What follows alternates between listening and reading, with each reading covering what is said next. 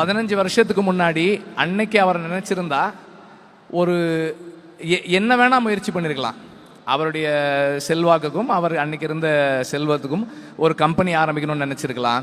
அல்லது ஒரு ஒரு இப்பவும் இருக்கு, தயாரிப்பு நிறுவனம் இருக்கு, இன்னொரு பெரிய தயாரிப்பு நிறுவனம் அமைக்கணும்னு மட்டும் நினைச்சிருந்திருக்கலாம். ஆனால் அதை தாண்டி ஒரு விதைன்னு ஒரு திட்டம், அதில் இளைஞர்களுக்கு கல்வி கொடுக்கணும்னு தீர்மானிக்கிறது இருக்கு இல்லையா.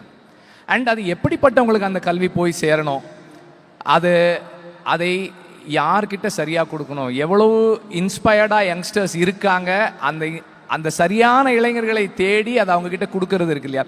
நான் கொஞ்சம் விசாரித்ததில் சொன்னாங்க 98% சக்ஸஸ் ரேஷியோ. அகரம் ஒரு கைனா அந்த மாணவர்கள் இன்னொரு கை. ஏன்னா அவங்களும் 100% அவங்களுடைய உழைப்பை போட்டு இந்த இடத்துல சேர்ந்துருக்கிறாங்க. அப்படிப்பட்ட மாணவர்களை தேர்ந்தெடுக்கிறதுக்கான தேர்வு முறை உட்பட எல்லாமே ரொம்ப சிறப்பானது. மாணவர்களின் சிந்தனைகளை வடிவமைக்க SNS இன்ஸ்டிடியூஷன், மாணவர்களின் தனித்திறமைகளை மேம்படுத்த SNS இன்ஸ்டிடியூஷன், மாணவர்களின் சாதனைகளை போற்றும் SNS இன்ஸ்டிடியூஷன் கோவை.